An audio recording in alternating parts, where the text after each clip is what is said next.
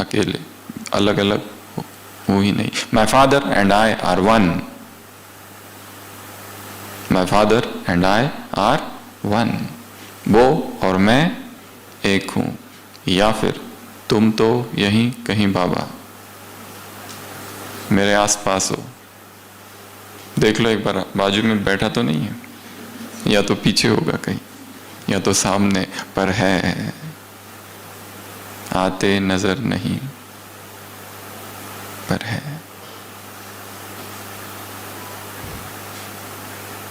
भगवान देखने की चीज नहीं, अनुभव करने की चीज है, ऐसा भक्ति में कहते हैं।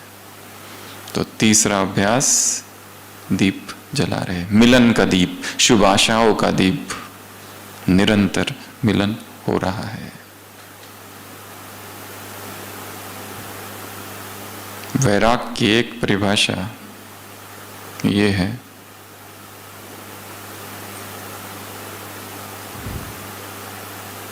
दूसरों पर जो बुद्धि टिकी हुई है वहां से वो हट जाए, अर्थात वैराग।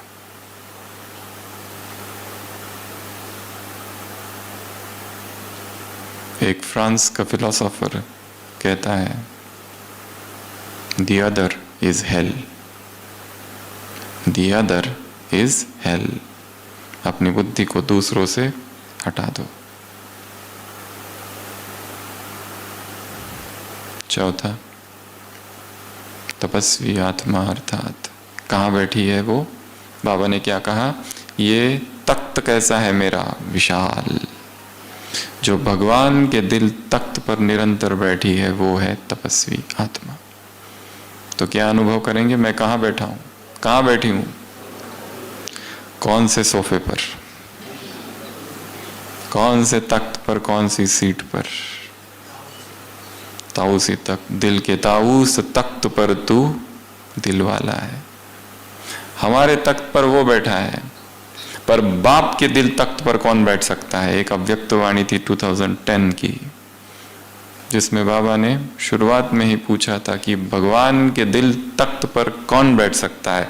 उत्तर था बाबा का, जिसने बाप को अपने दिल तख्त पर बिठाया है वही बैठ सकता है। और भगवान का जो दिल तख्त है कैसा है?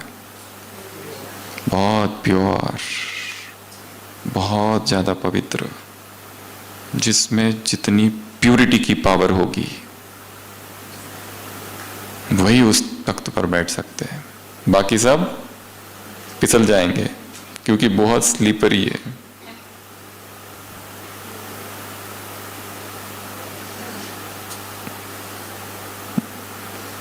और जिसकी पवित्रता अप डाउन होती रहती है, जिसका ब्रह्मचर्य हिलते रहता है, डुलते रहता है, वो कभी तख्त, कभी नीचे, फिर और ऊपर, फिर नीचे।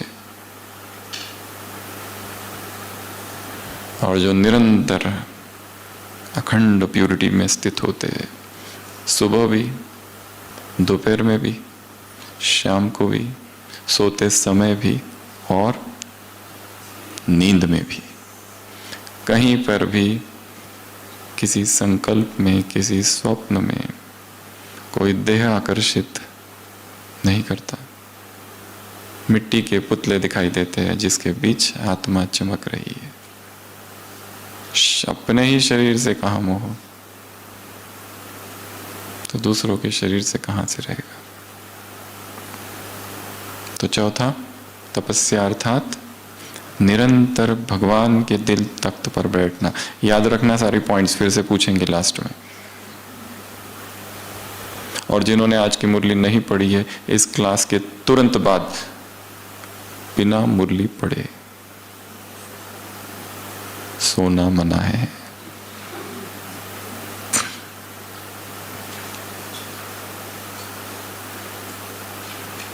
जो पॉइंट्स बता रहे वो वास्तव में है या नहीं, कंफर्म भी कर लेना ना।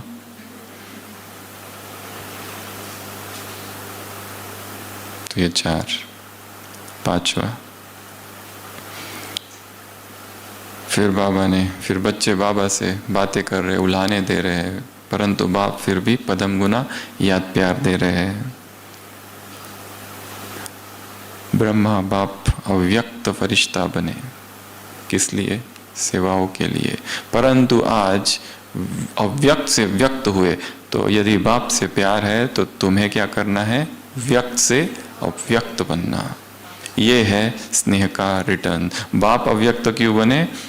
आप समान बनाने के लिए। तो पांचवा, तपस्वी अर्थात ब्रह्मा बाप समान, जो व्यक्त से अव्यक्त बने।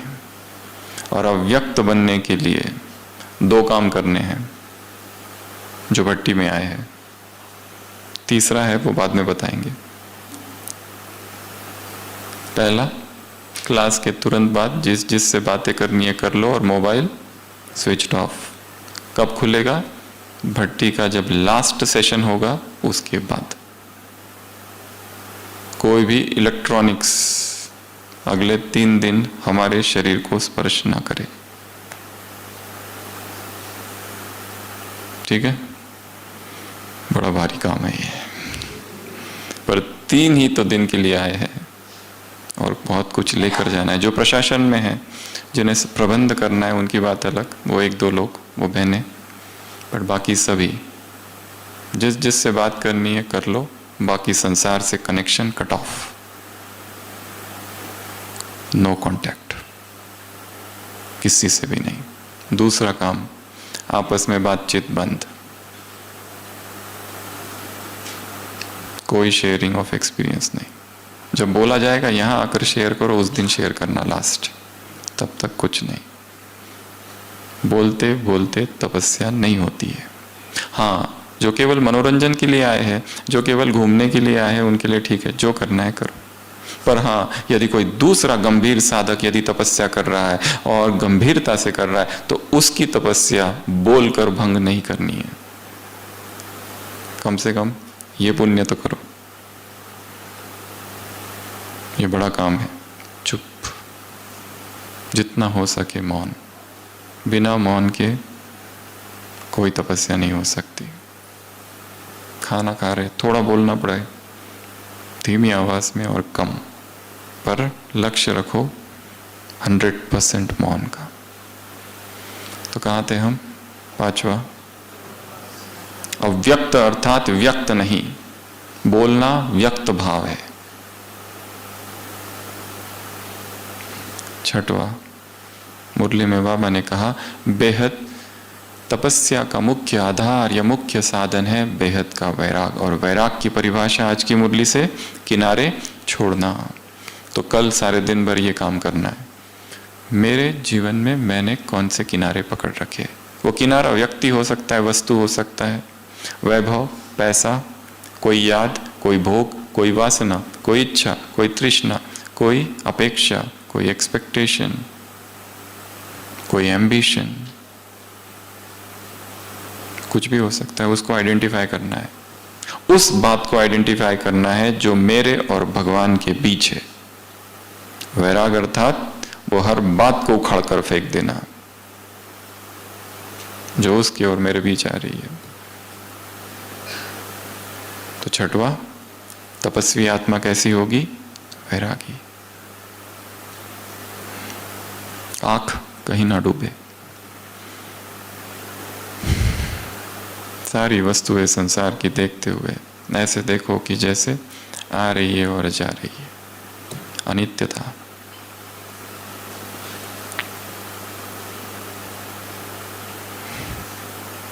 उसके बाद 7वां, 8वां, 9वां, 10वां, 11वां, 5 बातें। तपस्या अर्थात एक का बनना, अर्थात एक नामी। तपस्या अर्थात एकाग्र। तपस्या अर्थात एक रस स्थिति। तपस्या अर्थात एकांत प्रिय। तपस्या अर्थात इकोनॉमी। ये 5 बातें मुख्य परिभाषा दी है तपस्या की। जब जब 5 उंगलियों को देखो, एक एक पॉइंट याद करना। हाथ को देखते ही ये 5 बातें याद आए। पहला, एक का बनना, और जो एक का बना है फिर वो किसी और का नहीं हो सकता।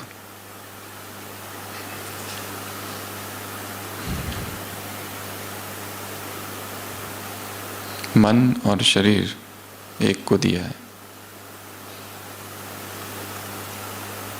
एक का। दूसरा एकाग्र।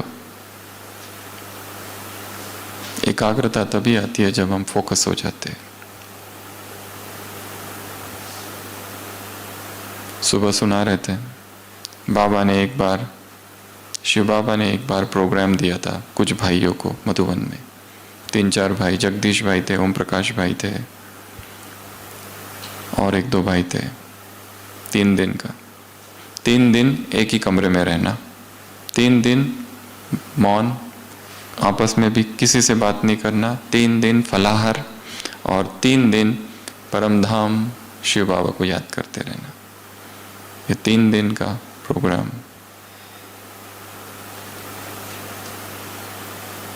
कभी दिया था भाइयों को बाबा ने। और ऐसे छोटी छोटी भट्टियां कंटिन्यूअस होती रहती थी शुरुआत में। तब सेवा इतनी नहीं थी तो नॉन स्टॉप भट्टियां। अभी सेवाओं का विस्तार बहुत है, परंतु उस विस्तार में से भी अभी समय मिला है ये 3 दिन का, तो जितना हो सके गंभीरता से साधना करनी है। यहाँ क्या हो रहा है, वहाँ क्या हो रहा है, इससे बात करूँ, उससे बात करूँ, इधर मिलूँ, उधर मिलूँ, मधुबन में आया है तो ढेर सारे काम करके जाऊँ, तपस्या रह जाएगी। और यहाँ से जब जाएंगे तो केवल याद रहेगी बहुत अच्छी भट्टी हुई थी, सब मिले थे, बहुत खुशी हुई थी, बस परिवर्तन नहीं होगा। परिवर्तन बड़ी गहरी साधना है। तो ये 5 बातें, एक रस, एकाग्र मन बुद्धि, फिर एक रस स्थिति। 3 दिन का भी अगर मन को एकाग्र करने का अभ्यास और एक रस रखने का अभ्यास करो तो ये अभ्यास कई दिन चलेगा। 3 दिन यदि कर लिया तो कई दिन चलेगा। जहां जहां संसार में मन जाए वापस उधर लाओ इसको। इस मधुबन के कैंपस से जितना हो सके बाहर कहीं नहीं जाना है। कहीं पिकनिक के लिए जाते हैं बाबा पहाड़ी, वो अलग बात है, पर इधर उधर घूमने के लिए व्यर्थ से में कहीं नहीं जाना है। कैद कर दो अपने आप को, self induced quarantine. Economy, economy अर्थात खजाने व्यर्थ न गवाना। और सबसे बड़ा खजाना कौन सा है? समय और बोल। तो अगले 3 दिन के लिए यहां पर लॉक लगा दो। जब तक ये बंद नहीं होगा वर्बल डायरिया, तब तक मन का मौन भी नहीं होगा। मन का मौन आगे की स्टेज है।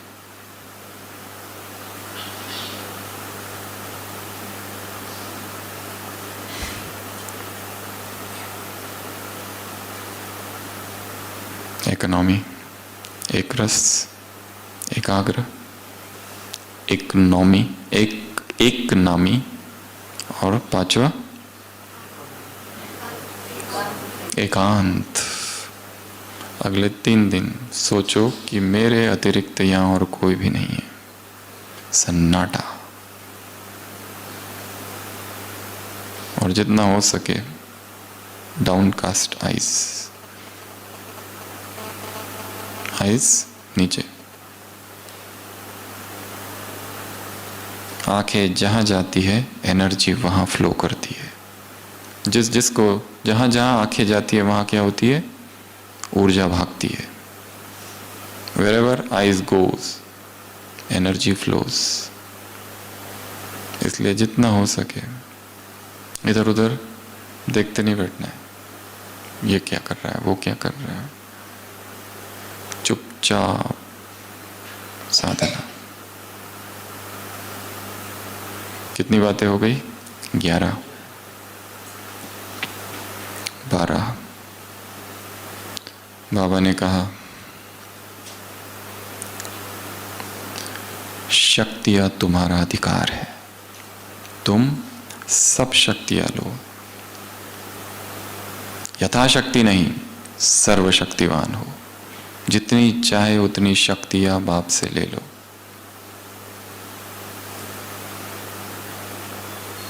अधिकार है। तो सारे योग के प्रयोग में क्या करना है कि मुझ में शक्तियां आ रही है, मैं शक्तिशाली हो रहा हूं। यह अभ्यास केवल यहाँ और मेडिटेशन में बैठते समय नहीं, चलते फिरते, कुटिया में जा रहे, शांति स्तंभ पर जा रहे, जहां जा रहे हैं फूलों की वर्षा हो रही है और मैं शक्तिशाली हो रहा हूं। मेरी शक्तियां बढ़ रही है, मेरा संयम बढ़ रहा है, मेरा ब्रह्मचर्य बढ़ रहा है, मेरी पवित्रता बढ़ रही है, मेरी सहन शक्ति बढ़ रही है। मैं मास्टर सर्वशक्तिवान हूं। आज तो बाबा ने मास्टर भी नहीं लगाया, डायरेक्ट कहा कि तुम सर्वशक्तिवान हो, तुम सर्वशक्तिवान हो। 12th point. और इसमें यह भी कहा अपना प्रोग्राम बनाओ। प्रोग्राम है इसलिए कर रहे हो या दिल के उमंग से कर रहे हो? यहां आए हैं, जबरदस्ती उठना पड़ता है, करना पड़ता है, नहीं तो टीचर बहन जी हमारी प्रेजेंट ही एब्सेंट लगा देगी। दिल से कर रहे हो या प्रोग्राम है इसलिए कर रहे हो? दिल से।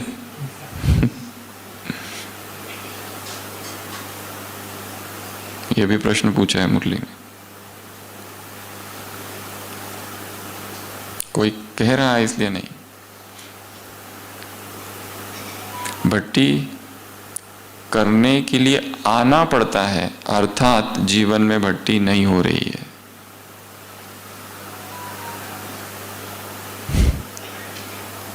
सतत भट्टी होती रहे।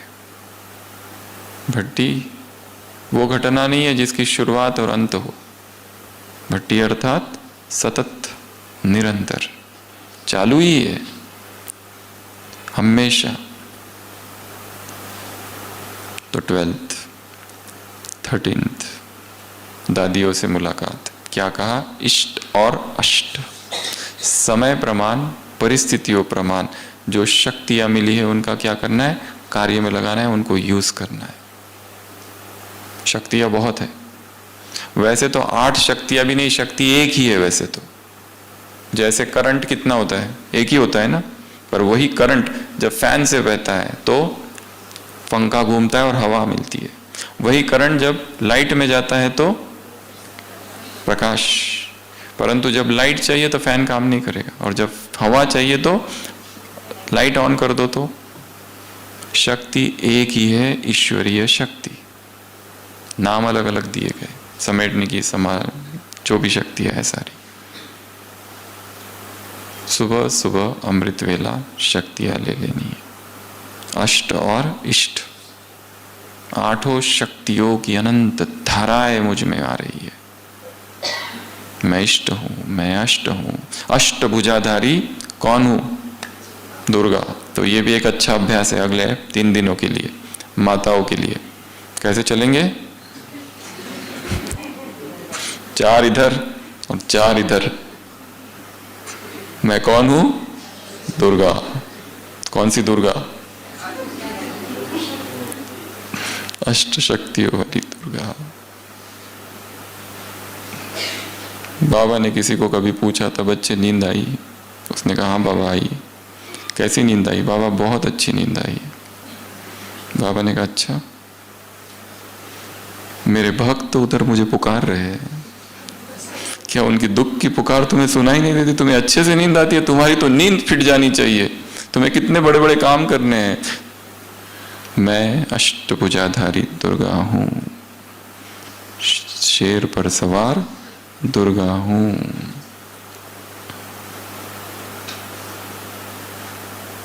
और थोड़ा दूर दूर चलना, ठीक है ना?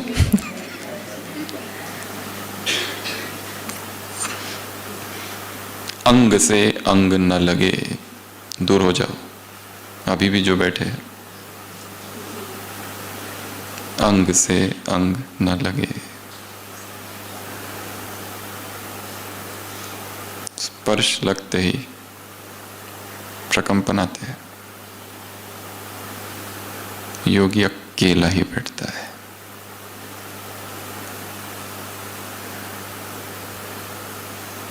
हमारे ओपीडी में जैन साध्वी आती है, यहाँ पर दिलवाड़ा मंदिर है, तो वो जैन साध्वियाँ नीचे से पैदल आती है, पीछे के रास्ते से, कभी आबू रोड से।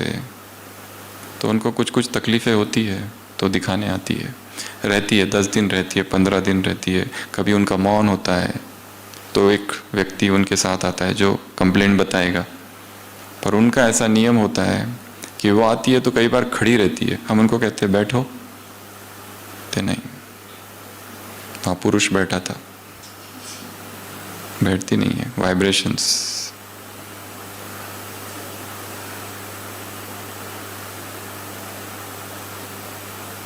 ऐसे नहीं बैठ जाती है कहीं पर, उनके नियम बहुत पक्के हैं।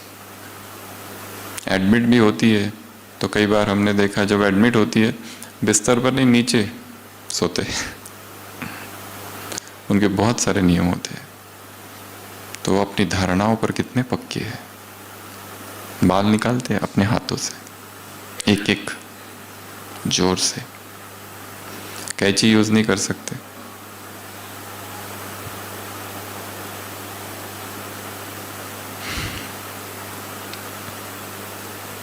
अष्ट और इष्ट 12वीं या 14वीं पॉइंट संतरी दादी ने सुबह सुना ना क्लास में, गोसुन कम सुन दादी।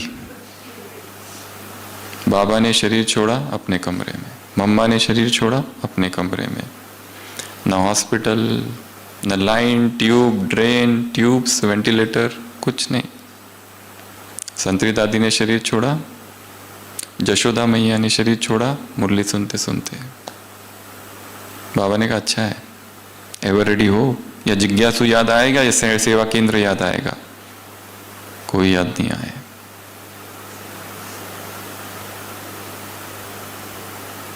एक माता भट्टी के लिए आई थी, भट्टी करते करते ही शांति स्तंभ पर शरीर छोड़ दिया था। हॉस्पिटल आए लेकर ब्रॉड डेड। तो बाबा ने क्या कहा? एवर रेडी है।